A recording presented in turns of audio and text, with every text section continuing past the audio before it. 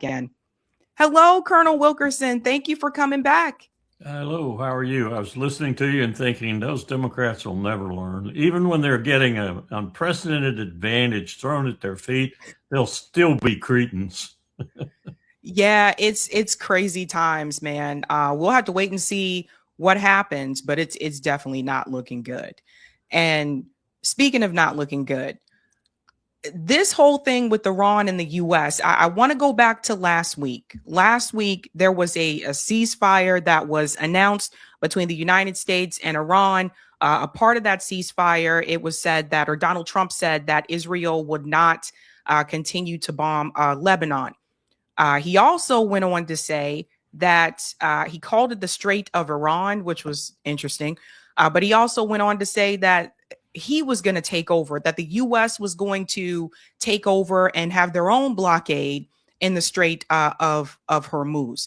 Obviously, this did not go well with the other parties that are involved. And there was this response here from the IRGC. I want to show people what they said here because we're now going back. Iran has announced that transit through the Strait of Hormuz has reverted to its previous state of strict military control, citing repeated U.S. violations as the reason. Eric, can you turn this one up? Thank you. Iran has announced that transit through the Strait of Hormuz has reverted to its previous state of strict military control, citing repeated U.S. violations as the reason. Spokesman for the Khatam al-Anbiya Central Headquarters said Tehran had previously agreed in good faith to allow limited and managed passage of oil tankers and commercial vessels through the strategic waterway. He accused Washington of repeated violations, alleging what it calls acts of piracy under the framework of a so-called naval blockade. Iran now says it has reinstated full control over the strait, placing it under strict supervision by its armed forces. Officials warned that the current restrictions will remain in place unless the United States guarantees complete freedom of navigation for vessels traveling to and from Iran. The Strait of Hormuz remains one of the world's most critical energy transit routes, raising concerns over global energy supply and regional stability. So, Colonel Wilkerson, so Iran has now reverted back to the decision that they had before, which is that other countries' ships can pass through the Strait of Hormuz, but apparently, of course, not the United States, not those countries that are being an aggressor towards Iran. And then this happened, and, Donald Trump is freaking out. It says 2 Indian flagged vessels attacked by Iran gunboats in Hormuz, crew safe. I want to get your take on this. What is happening here? And what have you heard about these 2 vessels from India that the media is saying Iran attacked? First, I think we have to look at the thing from both sides. And one side has more legitimacy than the other, that's for sure. But both are sort of talking through their hats in the sense of who controls the Strait of Hormuz. The truth is, no one controls the Strait of Hormuz except when the power claiming control exerts it and in the moments that it's exerting it. That is to say, if I want to shoot your ship and say I control the strait, I can do that. But then the other side comes back and comes after you if you do that, vice versa. Who has the greatest prerogative here, though? I'll go back to my conversation with President Ahmadinejad in New York City when he was there for the UN General Assembly series of meetings some years ago. And when I finished briefing him about the necessity for an instance at sea agreement in the Persian Gulf, and that's just simply an agreement whereby if you shoot at them or they shoot at you, you stop immediately and you go through certain procedures to prevent a war from breaking out. And he looked at me and in Farsi, translated adequately, I'm sure, said, now I got to get this straight. Iran has 1,875 nautical miles of coastline on the Persian Gulf, and the United States has none. Who's at fault here? Who's in waters that it shouldn't be in? And who's in waters that indeed, some of which are our territorial waters? So Iran has a lot more prerogative here in this, especially since we started this war of choice against them, this war crime war against them. So when assertions are made, one has to start, if one pays any attention to international law at all, and even the laws of armed warfare, then Iran has the prerogative when something comes up, especially when a ceasefire has been declared. Neither side is interpreting the ceasefire as a ceasefire should be interpreted, but we're the biggest violator. And as far as firing at the Indian ships goes, I don't know what the Iranian provocation was, but I suspect they're still trying to deal with an India that wants it both ways. They want to be able to deal with the United States. They want to be able to deal with the other states in the region and perhaps others. And at the same time, they want to be able to get their ships through the Strait of Hormuz. As long as India is doing anything that even slightly comports with being on the U.S.'s side in this struggle, then Iran's going to take action against those ships. I don't know if that's the reason, but I suspect it is. But bottom line is, neither side has any idea, Iranians probably more so than the U.S., what a ceasefire means. Donald Trump defines a ceasefire as you stop shooting completely, stop, dead in the water, but we can keep shooting. And Iran defines it, I think, as, okay, it's a ceasefire, but we own the strait. So if anybody tries to go through the strait that isn't given permission to go through the strait or hasn't paid their fees or both, then we're going to break the ceasefire to stop them. So what kind of ceasefire is that? Well, and here's the thing. Part of that ceasefire agreement was that Israel would stop bombing Lebanon. They are wiping southern Lebanon out. And the moment Donald Trump, he announced, Israel agreed they're not going to attack Lebanon anymore. And then right after he said that, Israel continues to bomb Lebanon. It's absolutely ridiculous. It's more insidious than that, Savvy. Actually, Netanyahu is not necessarily bombing anymore, but what he's doing is, and this is horrendous. If you think about it, it's worse than bombing. Once the ceasefire was announced and that Bibi had been a signatory to it, adherent to it, then people started flocking back to their homes in southern Lebanon. What he's doing now, he's not bombing them. He's not shooting them necessarily. I'm sure they're having trouble with ordnance and things like that lying all over the place. But what he's doing is he's bulldozing their homes, continuing to bulldoze their homes and putting a fire to them, burning them down. So these people are coming home hoping that they can get back to their possessions in their homes, and they can't because he's destroying them. And they're not going to go anywhere near them. They're not going to continue their southern movement if their homes are burning and there's demolition going on. And that's what he's doing.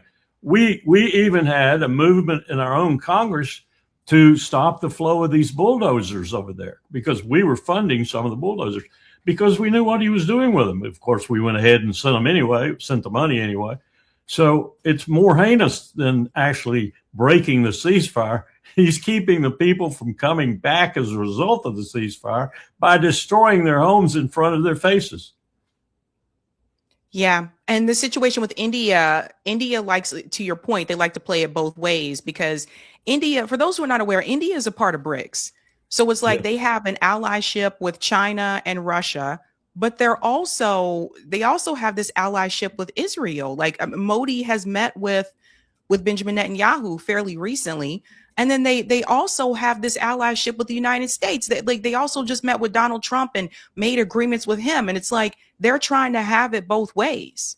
Yeah, and they're hosting, as I think I remember, I'm almost sure of this. They're hosting the next BRICS meeting in India. So it's not going to be a comfortable meeting if they keep on this kind of path. But you're right, they're trying to have it both ways. And I think the real reason Modi likes Netanyahu is Netanyahu's killing Muslims. And if Modi has one hang up that's just terrible, it's he likes killing Muslims, his own Muslims in India. Yeah, he does. He does. It's also really interesting, too, because Professor Morandi, I talked to him just last week, and he told me that this war is going to end up obviously restarting because Donald Trump, I want to show people what Donald Trump is saying because he's threatening war crimes yet again. So Professor Morandi said, leave the UAE, Bahrain, Saudi Arabia, Qatar, and Kuwait immediately. Iran will retaliate, destroying everything. These regimes are guilty partners in the genocidal Epstein coalition and won't be forgiven. The rising temperatures in the Persian Gulf will soon make them uninhabitable. That's another thing. It's getting into that season in the Persian Gulf where it's about to get really hot and humid. But he's responding to what Donald Trump said here, which this is wild.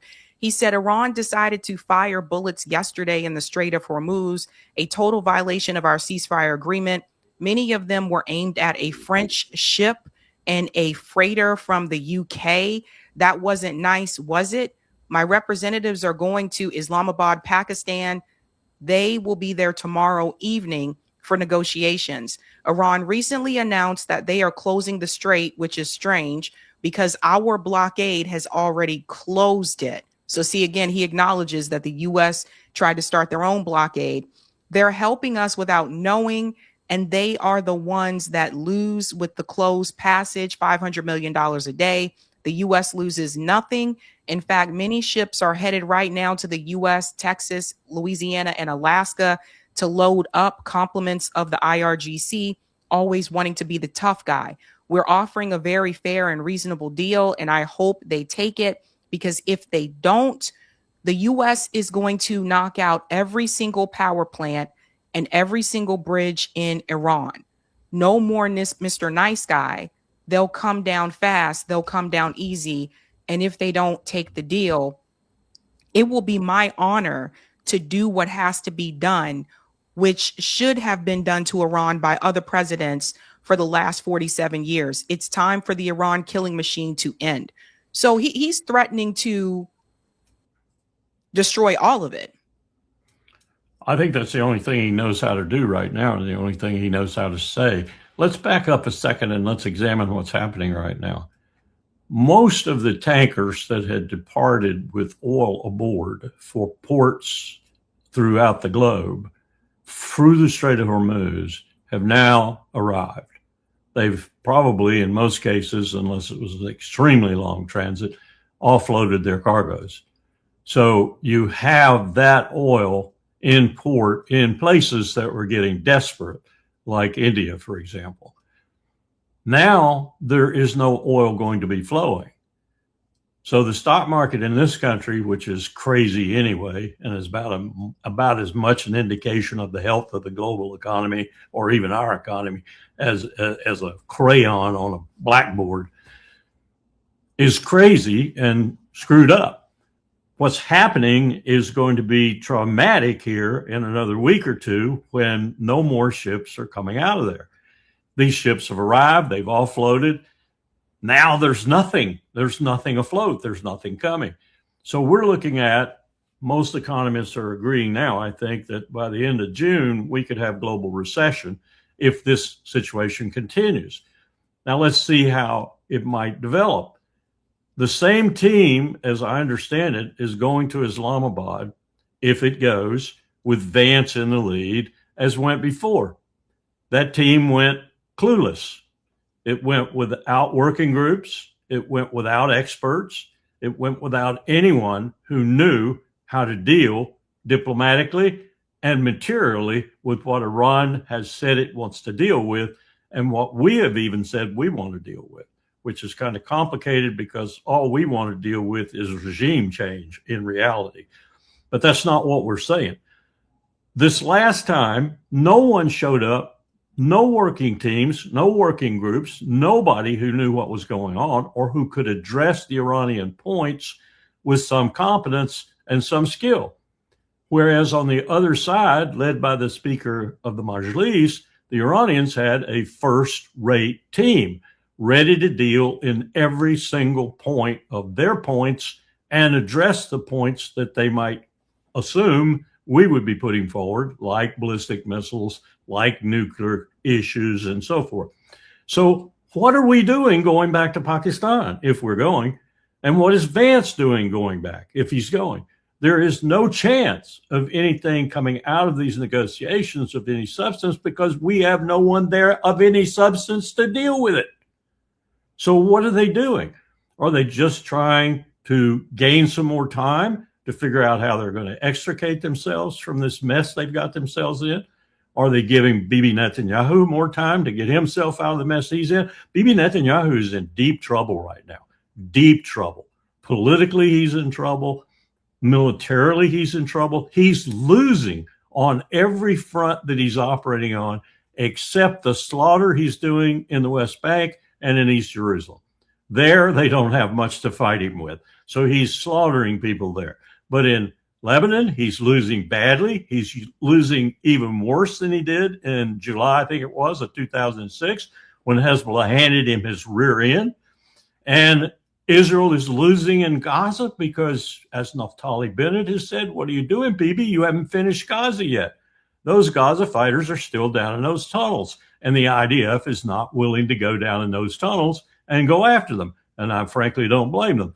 But he hasn't finished that war. And that war is going to come back to haunt him as Donald Trump and Tony Blair and the other criminals associated with the Gaza City and the Gaza Project start to do their work, if they ever do start to do their work. One of the things about Donald Trump is he proposes a lot and does very little, unless it's heinous like this war.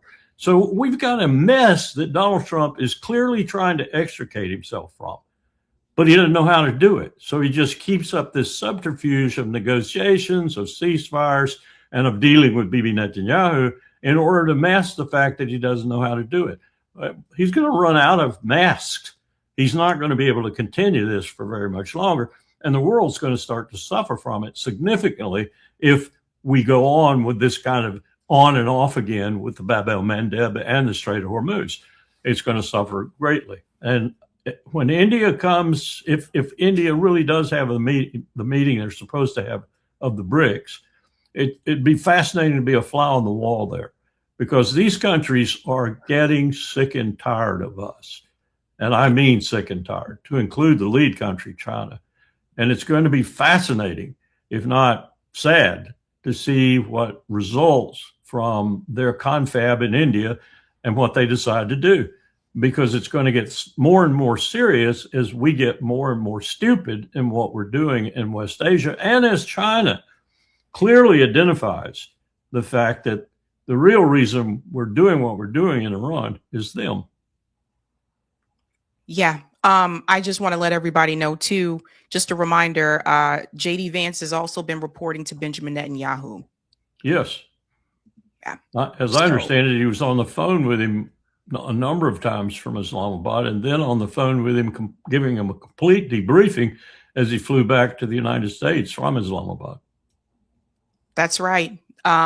Trump went on to say even some more crazier things. Here, I want to go ahead and bring in this clip here, which was on Fox News. They were talking about him trying to blow up everything. I just spoke with President Trump for about 20 minutes, and he told me if Iran does not sign this deal, the whole country is getting blown up. He went on to say that bridges and power plants will be targeted if Iran does not sign this agreement. The president telling me that U.S. Special Envoys Jared Kushner and Steve Witkoff are heading to Islamabad, Pakistan for meetings on Tuesday, possibly into Wednesday, to try and get this agreement across the finish line. The president telling Fox News this is a very simple deal, but this is the last chance for the Iranians. The president very clear in our conversation that he is not making the same mistake that President Obama made, giving cash to the Iranians and allowing them to continue a nuclear program. The deal on the table is to reopen the Strait of Hormuz to ensure that the Iranians do not have this highly enriched uranium that is buried deep underground after Operation Midnight Hammer last summer. And again, the president telling Fox News that the entire country will be blown up. Bridges and power plants will be targeted if the Iranians do not sign this agreement. So I just want to add here, again, they're saying this very publicly on corporate media. That's a war crime to just blow up, threaten to blow up power plants and more bridges, of course. But then also they mentioned Jared Kushner once again. And Larry, I have to remind people, Jared Kushner is not a government official. He's a private citizen. How is it legal for someone who's a private citizen to go to these types of meetings and negotiate on the U.S. government's behalf? Well, presidents in the past have sent what they generally call special envoys, or they christen as envoys, to do things that aren't necessarily members of the government. In this case, it's fairly egregious that he's doing it this way because neither man has ever been through any form of security clearance. Neither man has shown any talent whatsoever for diplomacy. And both men have shown an enormous capacity to make money while they're doing what they're doing, supposedly for the American people.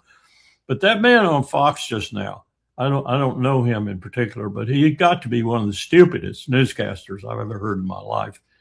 He should just have written across his head, Fox propaganda for MAGA or for Trump, whatever. What nonsense he's spouting there and what danger he's courting, as is Donald Trump. If Trump were to do what he's saying he's going to do, if he were to launch a full-scale ground invasion, small as it would be, if he were to bomb everything the way that man just purported he is intending to do, then Iran would simply move to its second tier of targets. The second tier of targets are devastating for the economy of the world. Absolutely devastating, Sabi. They are things like the major oil facilities at Ras Tanura, 550,000 barrels a day, and the complex next to Ras Tanura, which is about 7 to 8% of the world's finest oil, gone, plus all the workers, the refineries, the facilities, all gone, and other targets like that throughout the region, sparing no one. That's the second tier of targets, and Iran has plenty of ballistic missiles left. And now, if I'm being informed properly, and I think I am, they have one of the most sophisticated, if not the most sophisticated, targeting satellites in the air over them, provided by China. This is how China is showing its irritation with what the United States is doing now that it fully comprehends that much of what it's doing is aimed at China, particularly the bombing of the railroad that comes out of China and through southern Iran and would eventually go up the Persian Gulf and into the Caucasus. That satellite will allow them with pinpoint accuracy to hit all these targets. Now, they don't even need that satellite as far as I'm concerned, because the devastation they wreaked in the first tier of targets on the oldest refinery in the Gulf in Bahrain, on our almost $500 million radar in Bahrain, making us blind overnight, on the facilities that they hit at Prince Sultan Air Base in Qatar, in Kurdistan, and around the region, devastating accuracy and devastating damage. If they launch this second tier, and they have plenty of missiles left, I'm told reliably that they have probably about 60% of their missile inventory left. What's more, they are making them every hour of every day. They're making more missiles. So if they hit this second tier, then those economists' predictions about the end of June being global recession and by September global depression are going to come true, because this is going to be devastating. And it won't matter one whit that Donald Trump is sitting on oil and liquid natural gas and Russia's sitting on oil and liquid natural gas, just by the, I have so much I don't know what to do with it, like Donald Trump says. It won't make any difference unless you're willing to virtually give it to half the world. And when I say give it, I mean, you're not going to get the benchmarks. You're not going to get the inflated prices and everything, because these people would rather starve or, freeze to death in the winter than do that sort of thing with their economies. This is going to be a real disastrous situation. And it's not just the region that's going to be impacted. It's going to be the whole globe. And Donald Trump acts as if he's totally oblivious to that. So does his Secretary of the Treasury. So does his Secretary of Energy. The two men, Treasury and Energy, if you put them together and fuse their brains, you might find a centimeter of gray matter. Not much more than that, though. That's who's working for him. I read a report today that I hadn't looked at in a long time. Maybe 20 years I hadn't looked at it. I wanted to look at it again for another reason. But as I was looking at it, I found these paragraphs. What Hitler did when Hitler planned everything that he was going to do, 36 on, What he did was he went out and he reached into Germany and found the most potent failures he could find. Failures in business, failures in commerce in general, failures in diplomacy, failures in the military, and so forth. And he pulled them in to be his principal adjutants, if you will, his principal helpers, whether it was the brown shirts, the Nazis, the Schutzstaffel, or whatever. Why did he do that? He pulled in failures. Think Kash Patel, think Pam Bondi, think Pete Hegseth, think all the Trump cabinet virtually. He pulled all these people in because he knew that if he empowered them, they would be vicious. They would be cretins. They would be war criminals. They would do anything for him. That's what Trump did. That's what he has arrayed around him right now. And that's what's making decisions for this empire right now in this extremely dangerous time, not just for the empire, but for the entire globe. You can't make this stuff up. But Larry, this is where I put on my what if hat. What if this is all a part of the plan? What it is. I think you're right. I think it is. And if you throw Elon Musk into it and Peter Thiel and all these other people who want to take AI and other such technology and create a world for corporate behemoths and get rid of the rest of us, it fits. It fits. I don't know if Donald Trump is aware of these people behind him who have these plans, but there are people. Elon Musk is one of them. Peter Thiel is one of them. They are people who want to get rid of the rest of us, or at best make slaves of us, and operate their AI globally and put their sperm in a frozen container so it can be sent off to another universe or whatever. I mean, these people are looking to make us their eternal slaves or to kill us. And I'm not kidding here. This is not science fiction anymore. This is reality. Watch these AI centers go up all across the country, and you will understand what I mean. You will see what I mean. This is why I keep telling people we have to get past this left-right. Yes. We have to get, I'm trying to tell people it's literally the people at the top versus the rest of us. You guys have got to get past the left-right thing. Because at the end of the day, none of that is going to matter. But he went on to say something about blackmail. And I want you guys to hear this. I don't know. And pay attention to who is behind him. Joe Rogan is standing directly behind Donald Trump. Because remember all the people who were saying Joe Rogan is turning. Remember we were saying Joe Rogan's mad at Trump. He's turning on Trump. Joe Rogan is standing right there behind Donald Trump. So he's not turning on Trump. He's still very much present and involved. There's, of course, RFK Jr. But listen to what he says right here. That enforced regime change. But we're talking to them. They wanted to close up the strait again, you know, as they've been doing for years. And they can't blackmail us. In fact, a lot of the ships are coming up to Texas. I don't know if you know, in Louisiana, the ships are coming up. They got used to it. Maybe they'll keep doing it. It's worked out pretty good. But it's going actually along very well. And we'll see. But we'll have some information by the end of the day. We're talking to them.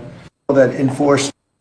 So Larry, he said, he's talking about Iran. He said they can't blackmail us. You catch that part? Mm-hmm. I did. He said that several times, actually. And I think he's trying to mask the fact that they are. They're not exactly blackmailing him. That's his interpretation of it. Think Epstein. Yeah, that's his interpretation. What they're actually doing is exerting their power. They're exerting their power geographically, they're exerting it militarily, and they're exerting it most decisive of all up here, their brain power. And they're outthinking Donald Trump at every juncture in this. And that's what worries me the most.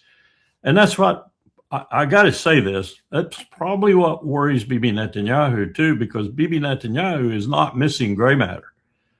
He may be a vicious, maniacal, homicidal, genocidal leader, and he's all those things and worse, but he's not dumb. He's extremely smart. That's part of the problem with Bibi Netanyahu. He's smarter than almost anyone else in Israel. And that's one of the things that keeps him in power. Donald Trump is not. So Bibi's frustrated. He's very frustrated because he's arm in arm with an idiot. And he's dealing with the thing, the country, the regime, the people he's wanted to deal with for eons. And it finally got him in his sights, finally going to destroy them, finally going to produce nothing but chaos all across this huge country. And Donald Trump's messing it up.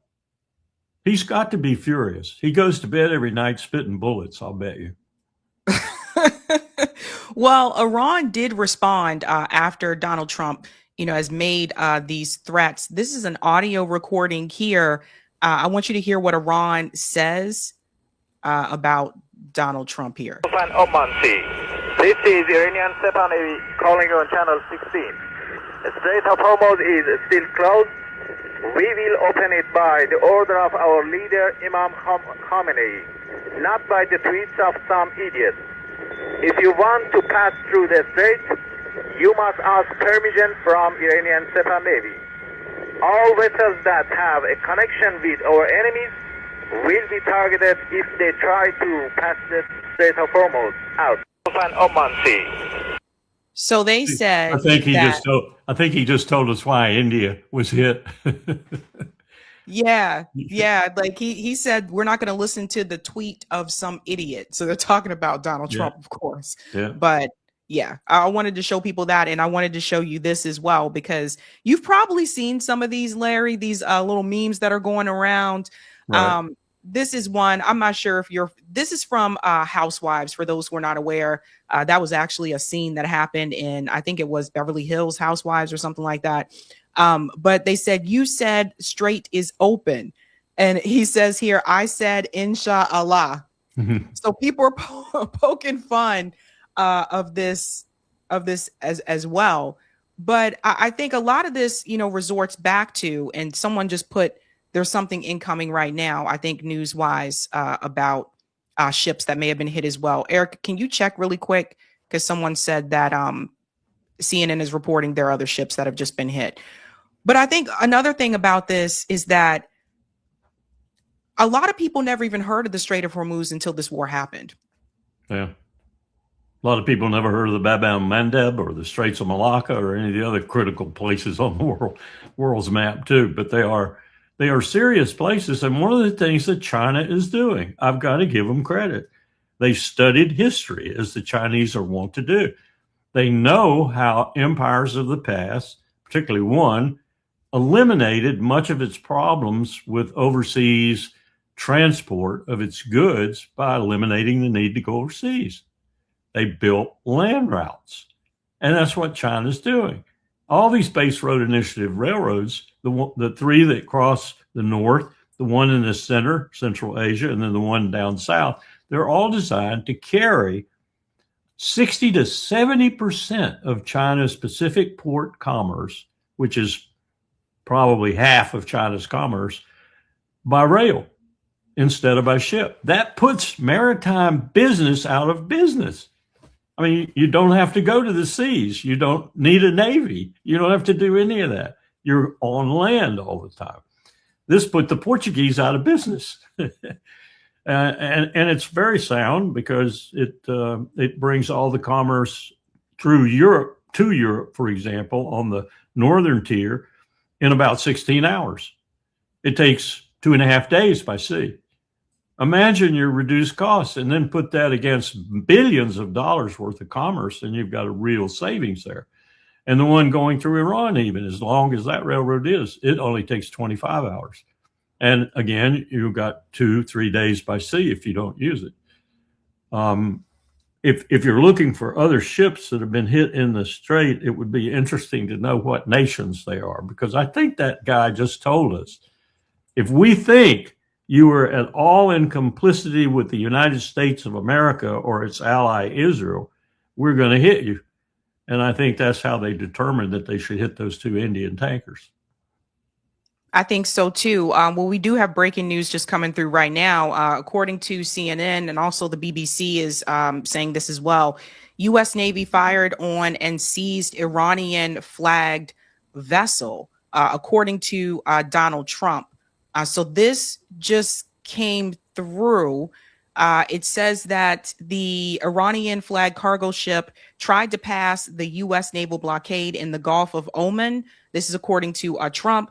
This marks the latest escalation in tensions over the region's waterways as Tehran maintains its grip on the Strait of Hormuz. So things are definitely heating up. Yeah, this may be the one that Spruance hit. I don't know, but it may be the one. The Spruance hit one. Apparently gutted the engine room, may have killed some people. When I heard that, I don't know if that's what this one is, but when I heard that, I was thinking about Ray Spruance, a real hero in the war in the Pacific in World War II, and what he would think about his second namesake ship doing that in this war of choice, which Ray Spruance would have had nothing to do with. The incompatibilities of this just plague me. There are people who fought in World War II in the United States Navy who would deplore what's happening right now with their Navy. Everything from the fact that crews aren't getting food to eat that's decent, to the fact that they had to sabotage Ford twice in order to get home, to the fact that the morale's on the bottom of the ocean, if you will. This is not something we should be doing, Savvy. It's just not something we should be doing, and we're doing it at the behest of a madman. Yeah, and speaking of madman, Trump is really crashing out.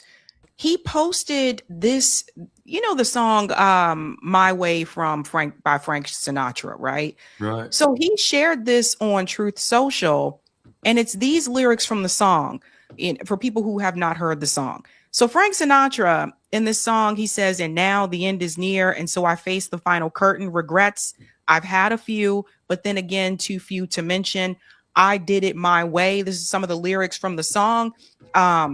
Old song, great song, but obviously this song is about Frank Sinatra reflecting back on his life, like things that he did in the past. And Donald Trump is given this impression that he's doing this too. But the song also says, "And now the end is near." So what is he trying to tell us? Well, I think he's saying the end of Iran is near. And I could tell you some things about Frank Sinatra that Marlon Brando revealed after a trip to Cuba with Frank and his other mafiosos that would make you tremble about that. Tell me, because I had a Frank Sinatra project when I was in high school. I did a project on Frank Sinatra. Well, but tell me this. I may not know about this. Well, when Brando was taken down there, it's my understanding anyway that he was persuaded to go finally by Sinatra. And of course, Sinatra was a tool of the mafia. Always, throughout his life, he was a tool of the mafia. And the mafia ran Myers Lansky, Lucky Luciano. They ran Cuba. They took $1 million bounty over to Fulgencio Batista's hacienda every month and put it on his front porch. That was his take, the leader of Cuba's take for letting them have his country. And when Brando got there and saw what Sinatra and the other Hollywood types were doing in Havana, he said, "I'm out of here. I'm gone. I don't do this kind of shit."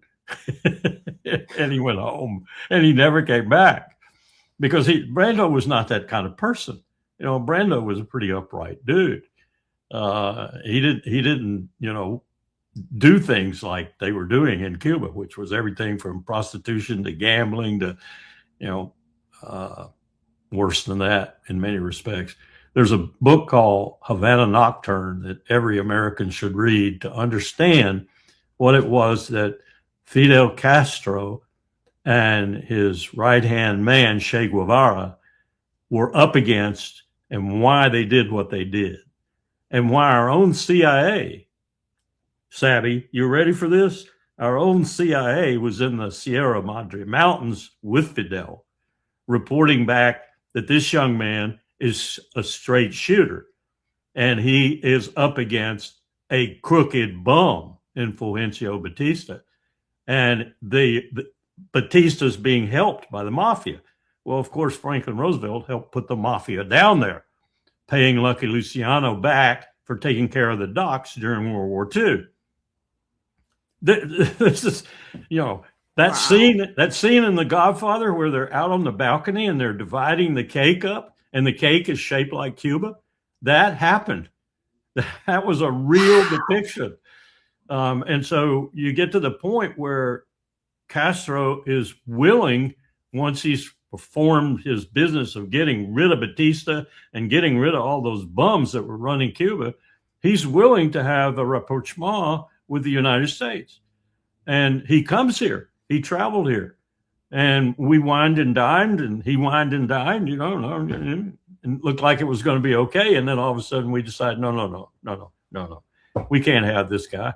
We can't have this guy. And Che Guevara wasn't a bad communist, his tactician. Che was a true guerrilla in many respects.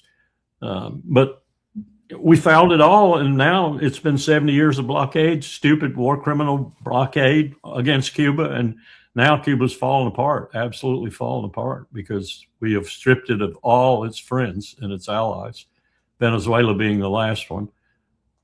Russia put a ship in there. Russia put a tanker in there. So they did get some relief, but this is a sordid story. Every American should read Havana Nocturne.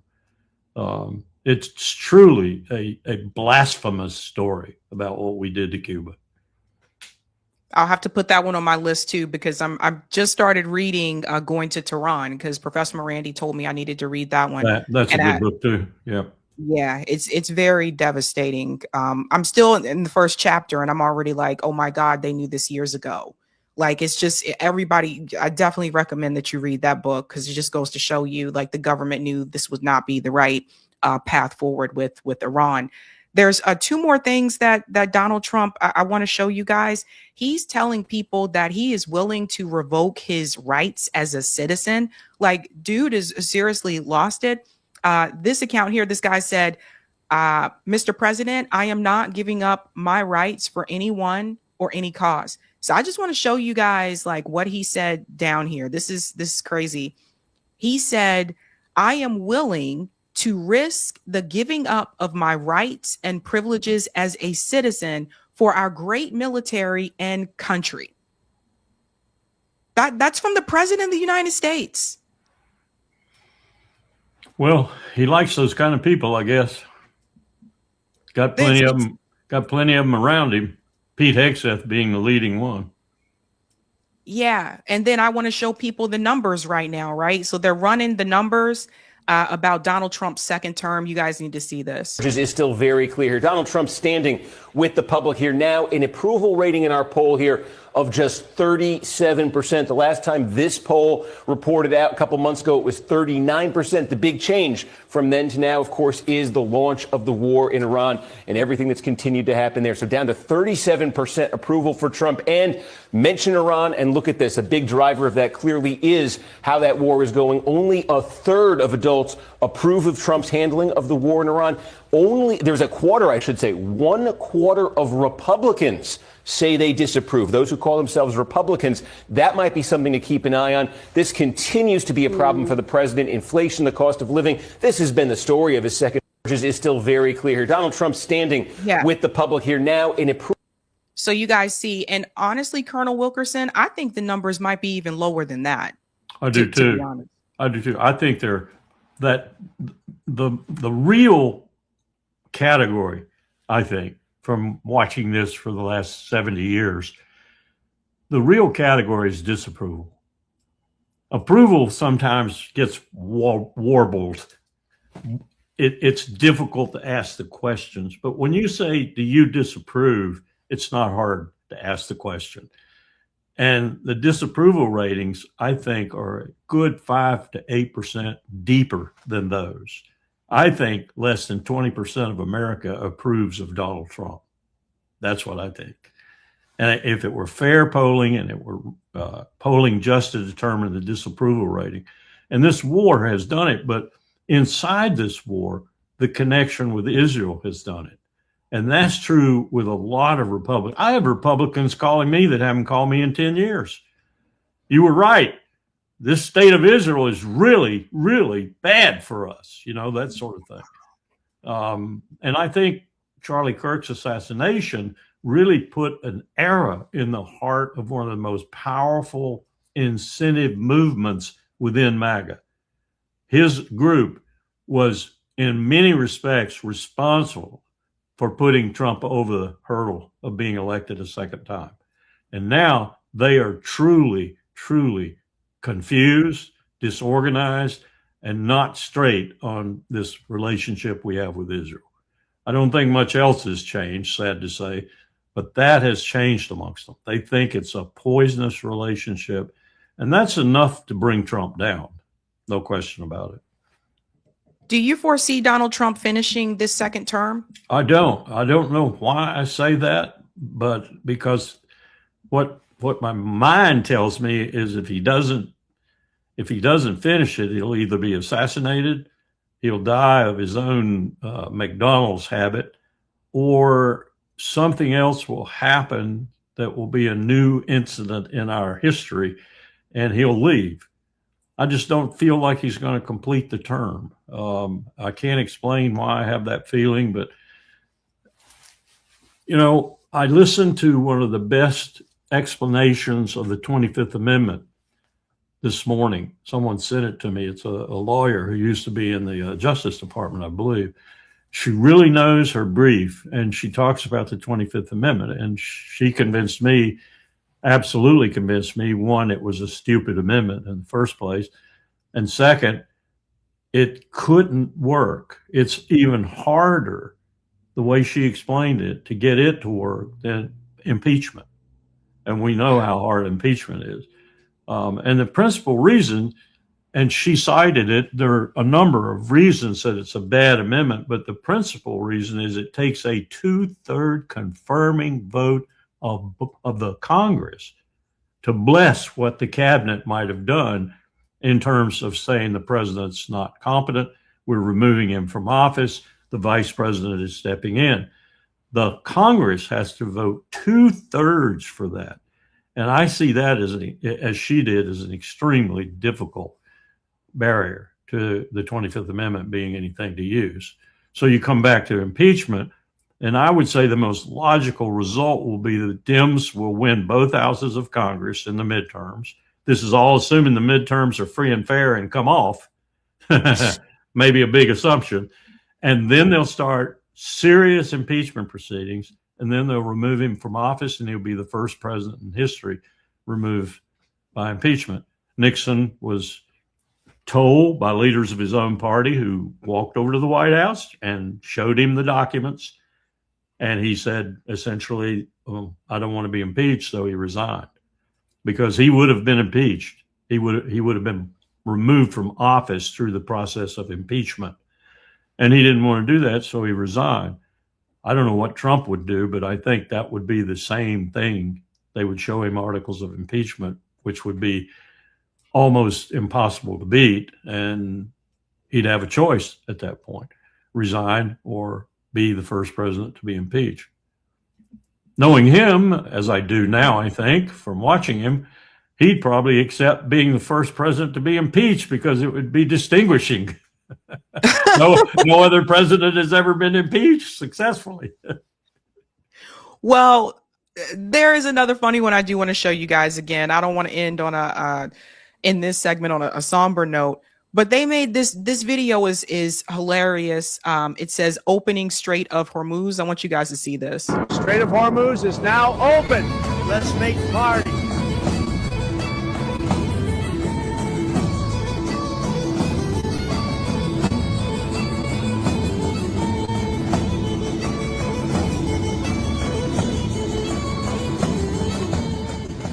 If only ending wars were that simple. I know. Donald, wake up. Why did you wake me up? I opened the Strait of Hormuz.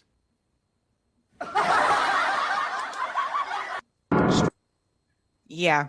There's a lot of jokes going on now. You should see some of the ones coming out of China. they're hilarious. And they're little bot-like things, and they go around saying things.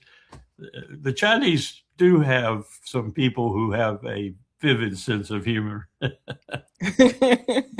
Oh my gosh. Well, Colonel Wilkerson, thank you so much for joining us, and we'll have to wait and see what happens. All we can do. Thank you. All right. Thank you. Take care. Bye bye.